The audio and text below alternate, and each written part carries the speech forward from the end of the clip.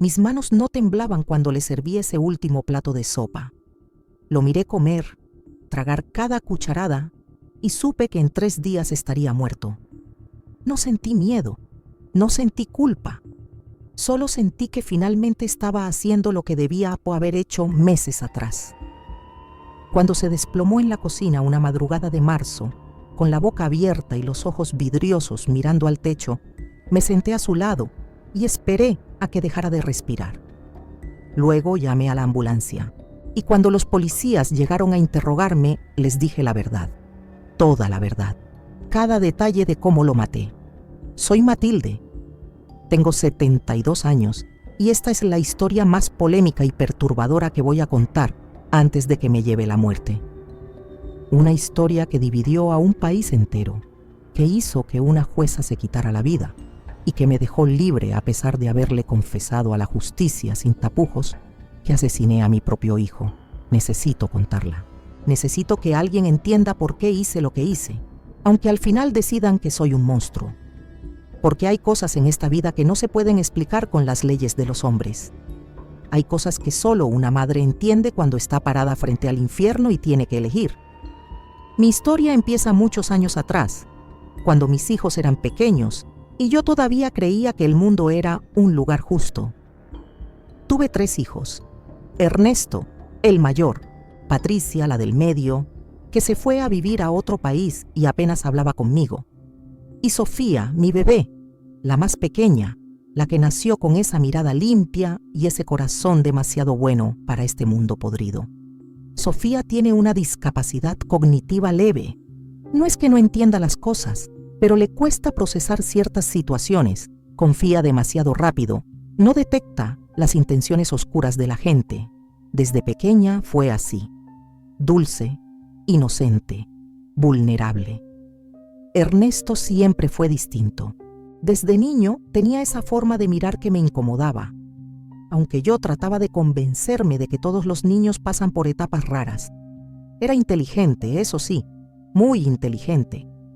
Estudió Derecho, se recibió con honores, se casó con una mujer linda, trabajadora, y durante años vivió su vida lejos de mí. Yo respiraba tranquila. Patricia estaba en España. Sofía vivía conmigo, trabajaba en una panadería del barrio, tenía su rutina, sus amigas, su vida sencilla pero feliz. Y yo era una viuda que había aprendido a vivir sola, con mis achaques, mis pastillas para el corazón, mis telenovelas y mis plantas. Pero hace 2 años todo cambió. Ernesto apareció en mi puerta una tarde de julio, con 2 maletas y una cara de derrota que no le había visto nunca. Su esposa lo había dejado. No me dio muchos detalles, solo dijo que las cosas no habían funcionado, que necesitaba un lugar donde quedarse mientras arreglaba su vida. ¿Qué iba a hacer yo? Era mi hijo. Lo dejé entrar. Le preparé la habitación que había sido suya de adolescente. Sofía se puso feliz. Ernesto está en casa, decía con esa sonrisa que partía el alma. Al principio todo parecía normal. Él salía a buscar trabajo, volvía tarde, cenábamos juntos los 3. Pero algo no cuadraba. Sofía empezó a cambiar. Se volvió callada, esquiva. Dejó de cantar en las mañanas. Dejó de mirarme a los ojos. Yo le preguntaba qué le pasaba y ella solo negaba con la cabeza. Se iba a su cuarto y cerraba la puerta. Una madre sabe cuándo algo anda mal. Lo sabe en las tripas, en los huesos. Pero yo no quería ver. No quería enfrentarme a lo que mi instinto me gritaba. Una noche de octubre la encontré llorando en el baño. Estaba sentada en el suelo, abrazándose las rodillas, temblando. Me arrodillé a su lado y le acaricié el pelo. «Hija, dime qué pasa, por favor».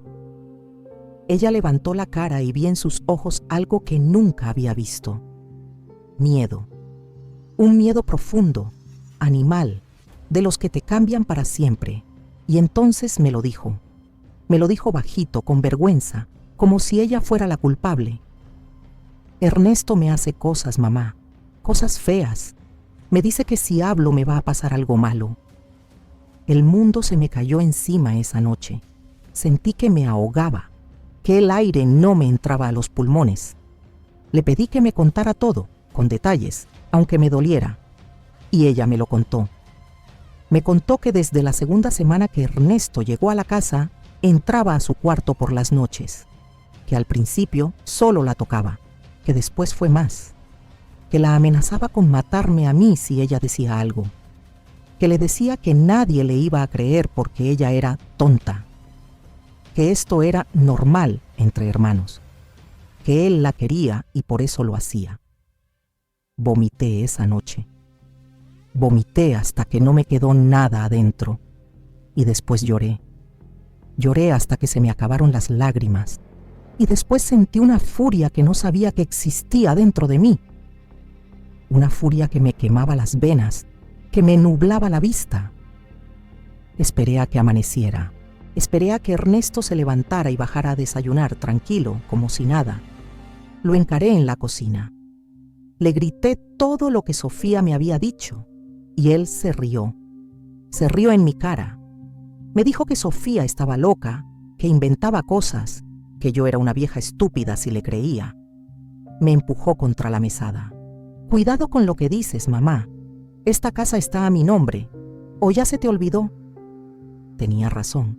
Años atrás, cuando mi esposo murió, un abogado amigo nos había aconsejado traspasar la casa al nombre de Ernesto para protegerla de posibles juicios o deudas que quedaran del negocio de mi marido. Yo había firmado confiada. Era mi hijo. Nunca pensé que lo usaría en mi contra. Pero ahí estaba, recordándomelo con una sonrisa fría. Si me denuncias, te echo a la calle. A ti y a la tonta de tu hija. Y sin esta casa, ¿dónde van a ir? ¿A un geriátrico de mierda? Fui a la policía esa misma tarde. Llevé a Sofía conmigo. Ella tembló todo el camino, pero habló. Les contó todo a 2 policías que nos miraban con esa mezcla de lástima y desconfianza que te hace sentir sucia. Hicieron la denuncia. Nos dijeron que iban a investigar. Pero a la semana nos llamaron. No había pruebas suficientes. La palabra de Sofía contra la de Ernesto. Y Ernesto era abogado, tenía contactos, sabía moverse en el sistema. La causa se archivó. Sofía lloró durante días. Yo sentí que el mundo era un lugar podrido, injusto, diseñado para proteger a los monstruos y destruir a las víctimas. Ernesto se volvió peor después de eso, más violento, más descarado. Dejó de disimular. Entraba al cuarto de Sofía con la puerta abierta. Me miraba desafiante. Una noche lo escuché gritarle cosas horribles. Me levanté corriendo y abrí la puerta de su cuarto. Sofía estaba acurrucada en la cama, desnuda, llorando. Él estaba parado junto a ella, abrochándose el pantalón. Me miró y dijo: ¿Qué vas a hacer, vieja? ¿Llamar a la policía otra vez? Ya sabemos cómo termina eso. Cerró la puerta en mi cara. Esa noche no dormí. Me quedé sentada en la cocina, mirando el frasco de pastillas para el corazón que tomaba todos los días. Digoxina. Mi médico siempre me advertía que no me pasara de la dosis, que era un medicamento peligroso si se usaba mal, que en exceso podía causar arritmias graves, infartos fulminantes. Agarré el frasco y lo miré fijamente durante horas, y entonces supe lo que tenía que hacer. Empecé a planear. Investigué en internet, en la biblioteca, en todos lados donde pudiera encontrar información sin levantar sospechas. Aprendí que la digoxina se acumula en el cuerpo, que si le das dosis pequeñas pero constantes a alguien, los síntomas parecen naturales: cansancio, náuseas, mareos. Y después el corazón se detiene, como un infarto común, sobre todo en un hombre de 34 años que comía mal, fumaba, tomaba alcohol. Nadie sospecharía. Trituré las pastillas, las mezclé en su comida, en el café, en la sopa, en todo lo que él comía. Ernesto nunca sospechó nada. Yo era su madre, la vieja inofensiva que le cocinaba y le lavaba la ropa. Pasaron 2 semanas. Él empezó a sentirse mal. Se quejaba de cansancio, de que le dolía el pecho. Yo le decía que fuera al médico, que a lo mejor era estrés, pero él no iba. Decía que se le iba a pasar. Yo seguí dándole las pastillas, cada día un poco más, cada día más cerca. Una madrugada de marzo, bajó a la cocina tambaleándose. Dijo que se sentía raro, que le costaba respirar. Se sirvió un vaso de agua. Yo estaba ahí, sentada en la mesa, mirándolo. Se desplomó de repente. El vaso se hizo pedazos en el suelo. Su cuerpo convulsionó un par de veces y después se quedó quieto. Me acerqué, me senté a su lado. Le puse la mano en el pecho y esperé. Sentí cómo su corazón se detenía. 1, 2, 3 latidos finales y después nada. Silencio. Llamé a la ambulancia. Les dije que mi hijo había sufrido un infarto. Llegaron rápido, intentaron reanimarlo, pero ya era tarde. Lo declararon muerto en el lugar. Los médicos dijeron que había sido un paro cardíaco fulminante, que a veces pasa en personas jóvenes con factores de riesgo. Firmé los papeles, lo velamos, lo enterramos. Y yo sentí paz por primera vez en meses, pero algo dentro de mí no podía quedarse callado. Una semana después del entierro fui a la comisaría. Pedí hablar con un detective y le conté todo. Le dije que había matado a mi hijo. Le expliqué cómo lo había hecho, con qué, durante cuánto tiempo. Le dije dónde estaba el frasco de pastillas, cómo las había triturado, en qué comidas las había puesto. El detective me miraba como si estuviera loca. ¿Por qué me está contando esto?, me preguntó. Y yo le dije, porque necesito que alguien sepa la verdad, porque yo maté a un monstruo y no me arrepiento. Me arrestaron esa misma tarde. Exhumaron el cuerpo de Ernesto. La autopsia confirmó niveles altísimos de digoxina en su organismo, niveles incompatibles con una dosis terapéutica, niveles que solo podían explicarse por envenenamiento intencional. Me acusaron de homicidio calificado. La fiscalía pedía 25 años de prisión. Los medios se volvieron locos con la historia. Madre asesina confiesa crimen perfecto. Anciana envenena a su hijo y se entrega. Los titulares me describían como un monstruo, pero nadie sabía todavía por qué lo había hecho. El juicio fue un circo mediático. La sala estaba llena de periodistas, curiosos, gente que me miraba con odio o con morbo. Mi abogado de oficio era un chico joven, nervioso, que no sabía bien cómo defender a alguien que había confesado todo. Pero entonces pasó algo inesperado. Sofía decidió hablar. Mi hija, que apenas podía mirarme a los ojos desde que maté a Ernesto, pidió declarar. Subió al estrado temblando, pero habló. Les contó todo lo que él le había hecho, todo el horror. Presentó los diarios donde había escrito todo con fechas, detalles, palabras exactas que Ernesto le decía. Presentó mensajes de texto donde él la amenazaba. Vecinos declararon que habían escuchado gritos, llantos, ruidos extraños en las noches. La sala se quedó en silencio. Un silencio pesado, incómodo. La fiscal se puso de pie y pidió un receso. Cuando volvimos, su tono había cambiado. Ya no me miraba como a un monstruo. Me miraba como si estuviera entendiendo algo que preferiría no entender. Mi abogado argumentó legítima defensa de tercero, estado de necesidad. Dijo que yo había acudido al sistema, que el sistema me había fallado, que no me quedó otra opción, que había protegido a mi hija de la única manera que pude. Pero quien realmente cambió todo fue la jueza. Se llamaba Laura Menéndez. Tenía 48 años, una carrera impecable, fama de ser dura pero justa. Durante todo el juicio me observó con una intensidad que me incomodaba, como si estuviera buscando algo en mí.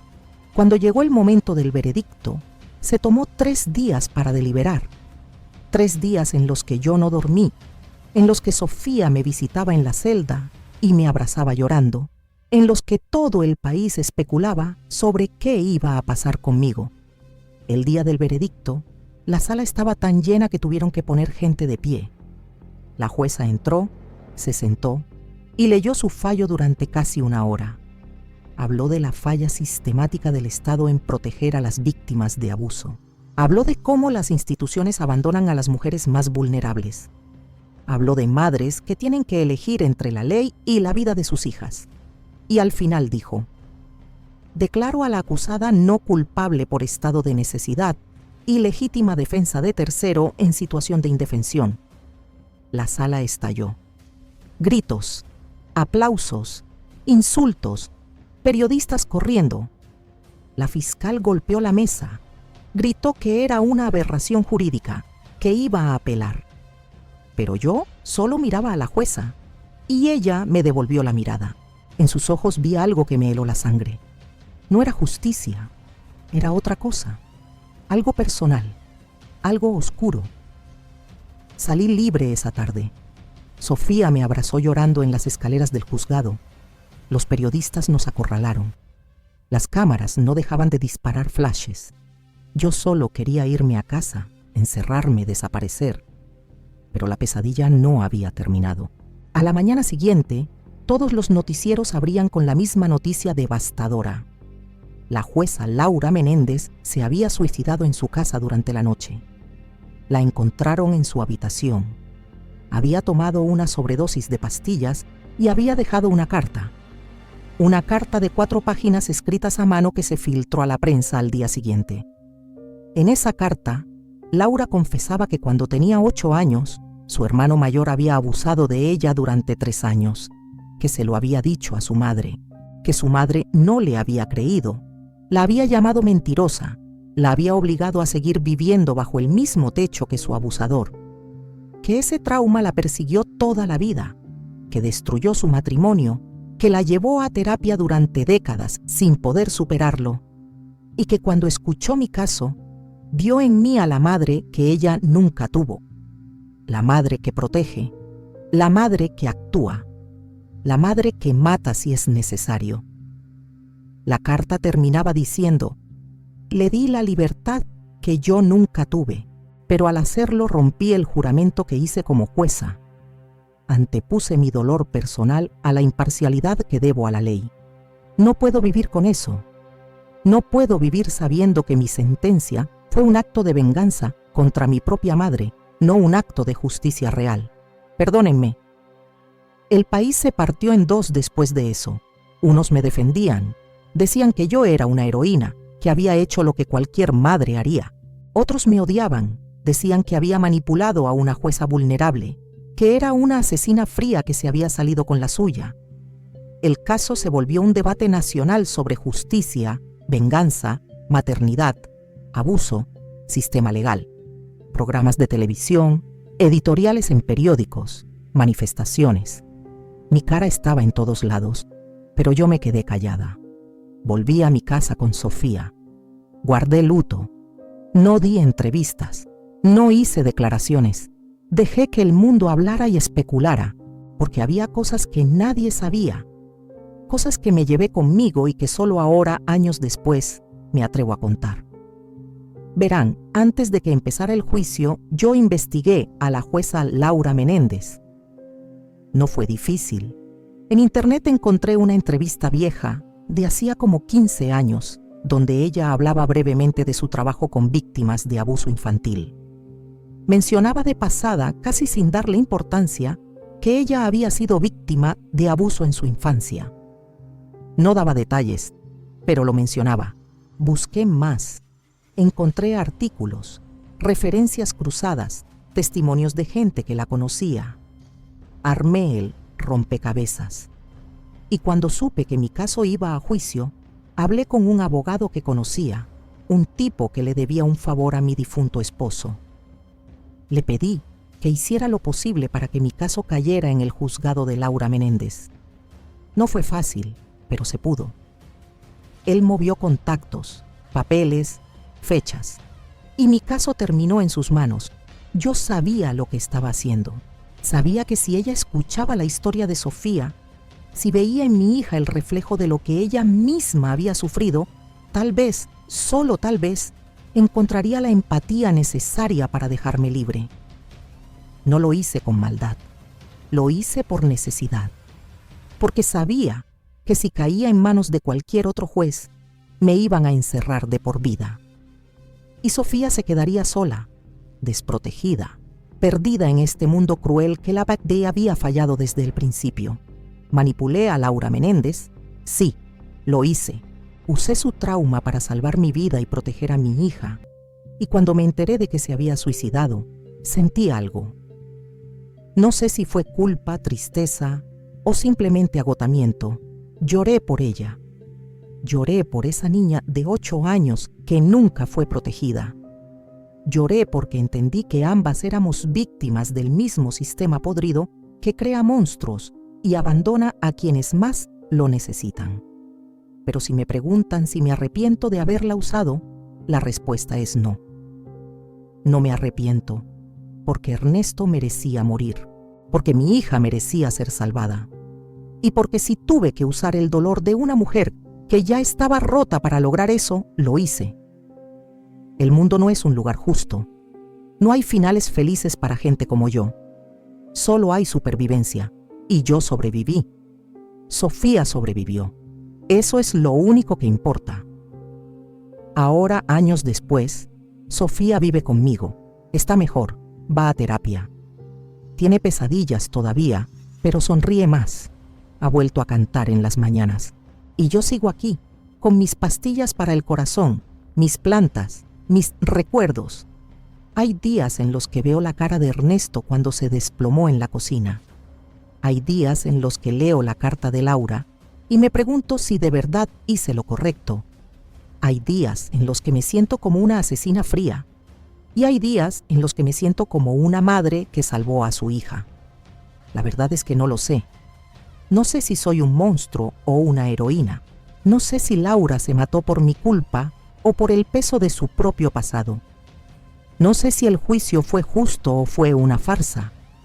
Lo único que sé es que maté a mi hijo, que confesé cada detalle sin temblar, que manipulé al sistema para quedar libre y que no me arrepiento de nada. Antes de irme quiero pedirte algo. Si llegaste hasta acá, si escuchaste mi historia completa, te pido que le des me gusta a este video.